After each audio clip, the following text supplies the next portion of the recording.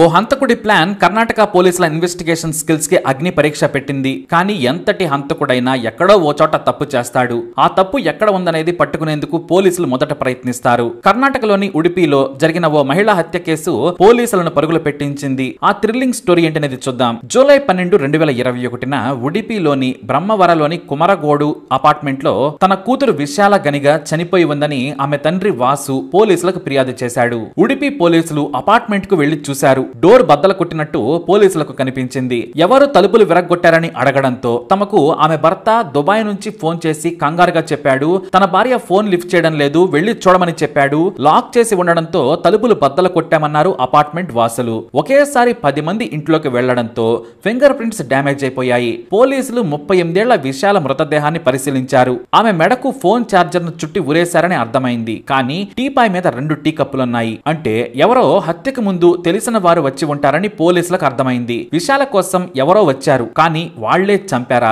లేదంటే వాళ్ళు వెళ్లిన తర్వాత ఎవరైనా వచ్చారా అని పోలీసులు ఆలోచనలో పడ్డారు. ఈ మిస్టరీ మర్డర్ గురించి తెలియగానే ఎస్పీ దినేష్ కుమార్ స్పాట్ కి చేరుకున్నారు. పోస్ట్ మార్టం కు పంపి విచారణ మొదలు పెట్టారు పోలీసులు. అందుకోసం 4 ప్రత్యేక టీంలను ఏర్పాటు చేశారు. విశాల తండ్రి వాసు పోలీసులకు ఆమె గురించి పూర్తి డీటెయిల్స్ రాతపూర్వకంగా ఇచ్చాడు. విశాలకు రామకృష్ణకు 10 ఏళ్ల క్రితం పెళ్లైంది. ఒక ప్రైవేట్ కంపెనీలో జాబ్ కోసం గత కొన్నేళ్లుగా దుబాయ్ లోనే రామకృష్ణ విశాలతో పాటు 7 ఏళ్ల వారి కూతురు ఆర్వి ఉంటున్నారు. అయితే ఏడాది నుంచి రామకృష్ణకు విశాలకు సత్సంబంధాలు లేవు. భారీగా ఆస్తులు సంపాదించాడు రామకృష్ణ. దుబాయ్ లో ఉంటూ బెంగళూరులో కూడా పలు చోట్ల రియల్ ఎస్టేట్ లో పెట్టుబడులు పెట్టాడు. వాటిని విశాలనే చూసుకునేది. ఏడాది క్రితం కొత్తగా ట్రిపుల్ బెడ్రూమ్ ఫ్లాట్ కొన్నారు. ఇప్పుడు విశాల చనిపోయిన ఫ్లాట్ లో వారే దుబాయ్ నుంచి వచ్చినప్పుడు ఉంటారు. తనకు విడాకులు కావాలని రామకృష్ణ అడిగాడు. ఆస్తిలో సగం వాటా ఇస్తానన్నాడు. కానీ అందుకు విశాల ఒప్పుకోలేదు. కూతురు కోసమైనా మనం కలిసి ఉండాలి, మంచి జీవితాన్ని ఆర్వీకి ఇవ్వాలనుకుంటే ఎలాంటి కష్టాలు వచ్చినా భేదాభిప్రాయాలు వచ్చినా విడిపోవద్దు. మనకు మనం మనిద్దరి సుఖం కంటే కూడా ఆర్వీ జీవితమే ముఖ్యమని చెప్పింది. దీంతో రామకృష్ణ డిసప్పాయింట్ అయ్యాడు. కానీ ఆ తర్వాత ఏ రోజు కూడా మళ్లీ విడాకుల ప్రస్తావన తీసుకురాలేదు. నాకు తెలిసి విశాల రామకృష్ణ అన్యోన్యంగా ఉంటున్నారని ఆమె తండ్రి వాసు పోలీసులకు డీటెయిల్ గా ఇది రాసిచ్చాడు. జూలై 2, 2021న దుబాయ్ నుంచి విశాల ఉడిపి వచ్చింది. ఆ తర్వాత తనను కలిసేందుకు వస్తానని చెప్పి పనుల వల్ల విశాల తన దగ్గరకు రాలేకపోయింది. ఆస్తుల పంపకంలో వివాదాలు ఉండడంతో వాటిని పరిష్కరించుకునేందుకు భార్యను పంపాడు. వివాదాలు తేలిపోయాయి. రామకృష్ణ తండ్రి ఆస్తులను పంచాడు. ఇక రామకృష్ణ కొన్ని భూములపై పెట్టుబడులు పెట్టిన చోట కొన్ని డబ్బులు రావాల్సి ఉంది. వాటి కోసం విశాల ప్రతిరోజు తిరుగుతుంది. ఆమె హత్యకు బహుశా రియల్ ఎస్టేట్ వివాదాలు కారణమే ఉండొచ్చని చెప్పాడు విశాల తండ్రి. పోలీసులు సరేనని అతన్ని పంపించేశారు. అదే రోజు రాత్రి రామకృష్ణ దుబాయ్ నుంచి వచ్చి భార్య శవంపై బోరున విలపించాడు. అంత్యక్రియలు పూర్తి చేసిన తరువాత రామకృష్ణ ఫోనును స్వాధీనం చేసుకున్నారు పోలీసులు. దుబాయ్ ఫోన్ కావడంతో అతని కాల్ డేటా పోలీసులకు దొరికే ఛాన్స్ లేదు. ఇక తనకు ఎవరిపైనా అనుమానం లేదని రోధిస్తూ పోలీసులకు చెప్పాడు రామకృష్ణ. అతని ఫోన్ ను పరిశీలించగా ఇండియాకు చెందిన కొన్ని అనుమానాస్పద నంబర్లు కాంటాక్ట్ లిస్ట్ లో ఉన్నాయి. కానీ గత 6 నెలల్లో ఏ ఒక్క రోజు కూడా వారికి రామకృష్ణ ఫోన్ చేయలేదు. కానీ వారి నంబర్ల ఆధారంగా ఒక టీం అడ్రస్లను సేకరించింది. వాళ్ళు ఉత్తరప్రదేశ్ వాసులని తేలింది. వారిని విచారించడానికి ఒక పోలీస్ టీం యూపీకి వెళ్ళింది. ఇక అపార్ట్మెంట్ కు ఉన్న సీసీటీవీ కెమెరాలను పరిశీలించగా మొహం కనిపించకుండా మాస్కులు వేసుకున్నారు నిందితులు. అయితే వాళ్ళు లోనికి వెళ్లి వచ్చిన తరువాత మరెవరు కూడా విశాల ఉన్న ఫ్లాట్ కు వెళ్లలేదు. కానీ చివరిగా 2 కాల్స్ విశాల ఫోన్ లో రికార్డ్ అయ్యాయి. ఒకటి తన భర్త నుంచి వచ్చింది, అలాగే మరోటి తానే వీడియో కాల్ చేసింది. అంటే వచ్చిన వారిద్దరిని కన్ఫర్మ్ చేసుకునేందుకు ఆమె భర్తకు కాల్ చేసి ఉండొచ్చేమో అని పోలీసుల అనుమానం. ఇక మరో టీం విశాలను ఉదయం ఆటోలో తీసుకొచ్చిన వ్యక్తిని అదుపులోకి తీసుకున్నారు. తాను ఐసిఐసిఐ బ్యాంకు దగ్గర నుంచి విశాలను తీసుకొచ్చి దించాను. ఆమె నాకు 2 ఏళ్ల నుంచి పరిచయం. దుబాయ్ నుంచి వస్తే నా ఆటోలోనే తిరుగుతుందని ఆ సదరు ఆటో డ్రైవర్ పోలీసులకు చెప్పాడు. బ్యాక్గ్రౌండ్ చెక్ చేసి ఆటో డ్రైవర్ ను అనుమానాస్పద వ్యక్తుల లిస్టులో నుంచి తొలగించేశారు. యూపీ నుంచి రామకృష్ణ ఫోన్ లో ఉన్న కాంటాక్ట్ నంబర్ లో కలిగిన వ్యక్తుల కోసం వేట మొదలు పెట్టగా అంతా పారిపోయారు. అయితే 38 ఏళ్ల స్వామినాథన్ నిషద్ అనే వ్యక్తిని స్థానిక పోలీసుల సాయంతో పట్టుకున్నారు. అతని మీద హత్యా కేసులున్నాయని యూపీ పోలీసులు ఉడిపి అధికారులకు తెలియజేశారు. దీంతో నిషద్ ను అనుమానించి ఉడిపి తీసుకొచ్చి తమదైన శైలిలో విచారించారు. కానీ తాను హత్య చేయలేదంటే చేయలేదని పోలీసుల ముందు బొకాయించాడు. ఎంత కొట్టిన నిజం చెప్పలేదు. దీంతో పోలీసులకు అంతటా బ్లాక్ అయిపోయింది. రామకృష్ణను అనుమానించారు పోలీసులు. ఎక్కడో లింకు తెగుతుందని గ్రహించారు. ఇక చేసేది లేక దుబాయ్ పోలీసులను సంప్రదించారు. రామకృష్ణ నెంబర్ ఆధారంగా భారత్ కు చేసిన కాల్ రికార్డ్స్ కావాలి కావాలని కోరారు. 2 రోజుల తర్వాత అతను ఇంటర్నెట్ కాల్స్ చేశాడని తేలింది. రామకృష్ణను పలుమార్లు కార్నర్ చేసి విచారించారు పోలీసులు. అయినా సరే భార్య కోసం ఏడుస్తూ నటించి పారేస్తున్నాడు. అయితే పోలీసులు ఇక్కడే తెలివైన పని చేశారు. గత 6 నెలల్లో అపార్ట్మెంట్ దగ్గర రికార్డైన ఫుటేజీని సేకరించారు. హార్డ్ డిస్క్ లో సమస్య రావడంతో ఫుటేజీని రీట్రీవ్ చేయడం చాలా ఆలస్యమైంది. కానీ వారి ఫలితం ఫలించింది. అందులో దొంగ దొరికిపోయాడు. పోలీసుల అదుపులో ఉన్న నిషద్ తో పాటు మరో వ్యక్తిని రామకృష్ణ అపార్ట్మెంట్ కు తీసుకొచ్చాడు. అది కూడా 6 నెలల క్రితం. ఆ సమయంలో విశాల దుబాయ్ లో ఉంది. కానీ నిషద్ తనకు రామకృష్ణ ఎవరో తెలియదని చెప్పాడు. ఇటు రామకృష్ణ కూడా నిషద్ అనే వ్యక్తిని తన లైఫ్ లో చూడలేదన్నాడు. ఇద్దరి ముందు ఆ వీడియో క్లిప్ చూపించి ప్రశ్నించారు. నిషద్ ను కొమ్మటంతో నిజం ఒప్పేసుకున్నాడు. రామకృష్ణ తమకు విశాలను చంపేందుకు కాంట్రాక్ట్ ఇచ్చాడని చెప్పాడు నిషద్. తనతో పాటు మరో ఇద్దరు ఉన్నారని చెప్పాడు. 2 లక్షల రూపాయలను తమకు మార్చిలోనే ఇచ్చాడని చెప్పాడు.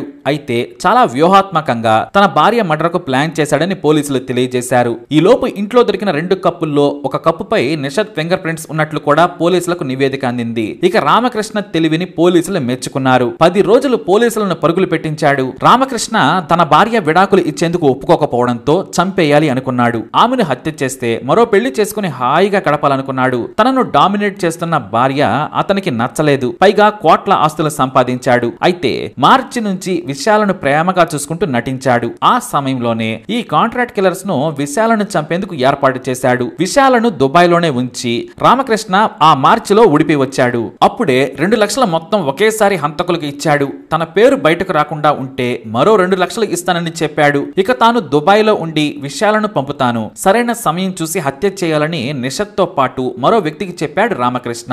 జూలై 2న దుబాయ్ నుంచి వచ్చింది విశాల. ఆ మరుసటి రోజు హత్య చేయాలని రామకృష్ణ హంతకులకు సమాచారం ఇచ్చాడు.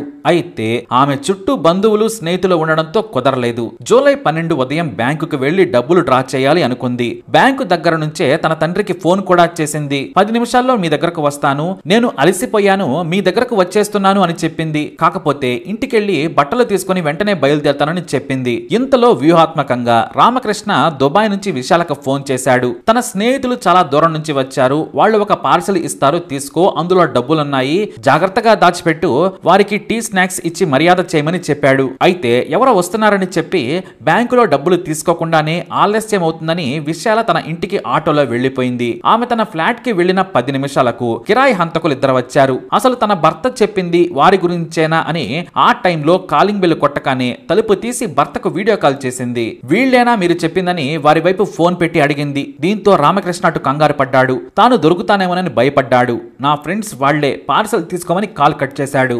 ఆ కాల్ కవర్ చేసుకునేందుకు తర్వాత ఫోన్ చేసి డ్రామాలాడాడు. ఇక టీ తాగమని వారిద్దరికి విశాల చెప్పింది. ఆమె టీ తీసుకొచ్చి టీపాయ్ మీద పెట్టగానే వాళ్ళు తాగారు. ఆ తర్వాత పార్సల్ ఇవ్వగానే దానిని తీసుకుని బెడ్రూమ్ లోకి వెళ్తూ ఉండగా వెనుక వైపు నుంచి ఫోన్ ఛార్జర్ వైర్ల సాయంతో గొంతుకు ఊరేశారు. ఓ వ్యక్తి వైరుతో విశాల మెడను బిగించగా మరో వ్యక్తి నోరు మూసి చేతులు పట్టుకున్నాడు. 2 నిమిషాల్లోపే విశాల ప్రాణాలు కోల్పోయింది. ఆ తర్వాత ఆమె మెడలోని గోల్డ్ చైన్ తో పాటు ఉంగరం కూడా తీసుకుని డోర్ లాక్ చేసి వెళ్లిపోయారు. ఇక పనైందని ఇంటర్నెట్ కాల్ ద్వారా తెలుసుకున్న రామకృష్ణ పక్కింటి వాళ్లకు ఫోన్ చేసి తన భార్య ఫోన్ లిఫ్ట్ చేయడం లేదని చూడమని కోరాడు. విశాల తండ్రికి సైతం ఫోన్ చేసి విశాల ఎందుకో ఫోన్ లిఫ్ట్ చేయడం లేదని కంగారుగా చెప్పాడు. దీంతో తన ఊరు నుంచి కారులో ఆయన గంటలో అక్కడికి చేరుకున్నాడు. పోలీసులకు సమాచారం ఇవ్వకుండా రామకృష్ణ అపార్ట్మెంట్ వాసులను బలవంత పెట్టి తలుపులు బద్దలు కొట్టించాడు. ఎందుకంటే ఒకేసారి 10 మంది లోనికి వెళ్తే ఫింగర్ ప్రింట్స్ ఆనవాళ్లు పోతాయని తెలివిగా ప్లాన్ వేశాడు. వాళ్ళంతా టెన్షన్ లో రామకృష్ణ బుట్టలో పడ్డారు. కానీ 2 ఖాళీ కప్పులను చూడడంతో తెలిసిన వారే హత్య చేశారని పోలీసులు భావించారు. ఇక రామకృష్ణ చాలా ప్లాన్డ్ గా దుబాయ్ నుంచి ఇంటర్నెట్ కాల్స్ చేసి విశాలను హత్య చేయించాడు. తాను దుబాయ్ లో ఉంటే ఎవ్వరూ అనుమానించరు, నా మీదకు రాదులే అనుకున్నాడు. అంతా బాగానే చేశాడు. కానీ ఫోన్ లో కాంట్రాక్ట్ కిల్లర్స్ నంబర్లను డిలీట్ చేయడం మరిచిపోయాడు. పైగా మార్చి నాటి అపార్ట్మెంట్ సీసీటీవీ ఫుటేజ్ లో కూడా హంతకులను స్వయంగా రామకృష్ణ తీసుకొచ్చి ఇంటిని చూపించాడని వీడియో ప్రూఫ్ కూడా పోలీసులకు చిక్కింది. ఈ కేసును 10 రోజుల్లో పకడ్బందీ ఆధారాలతో సేకరించిన అధికారులకు డీఐజీ 50,000 రూపాయల రివార్డును ప్రకటించారు. ఇక తన అల్లుడే చంపించాడని తెలిసిన విశాల తండ్రి మనవరాలను పట్టుకుని బోరున విలపించాడు. ప్రస్తుతానికి ఉడిపి జైల్లో బెయిలు రాక చెప్పకూడుతుంటున్నాడు రామకృష్ణ. కోట్ల ఆస్తి ఉన్న పిచ్చి పని చేసి జైలు జీవితం గడుపుతున్నాడు. కాకపోతే ఏడాది తర్వాత అయినా బెయిల్ వస్తుంది. ఆ తర్వాత ఎంజాయ్ చేయాలనేది అతని ప్లాన్ గా ఉందని పోలీసులు తెలియజేశారు. కానీ అతనికి తొందరగానే శిక్ష పడేలా చేస్తామని పోలీసులు ధీమాగా మీడియాకు చెప్పారు. మరి ఎంత ప్లాన్ గా చేసినా తప్పు చేసిన వాడు తప్పించుకోలేడు. చేశాడు అనేది రుజువైంది. మరి ఇలాంటి వాడికి ఎలాంటి శిక్ష పడాలి? మీ అభిప్రాయాన్ని కమెంట్ ద్వారా తెలియజేయండి. అలాగే ఇలాంటి ఇన్ఫర్మేషన్స్ కోసం వీడియోని లైక్ చేయండి, షేర్ చేయండి, మా ఛానల్ని సబ్స్క్రైబ్ చేసుకోండి.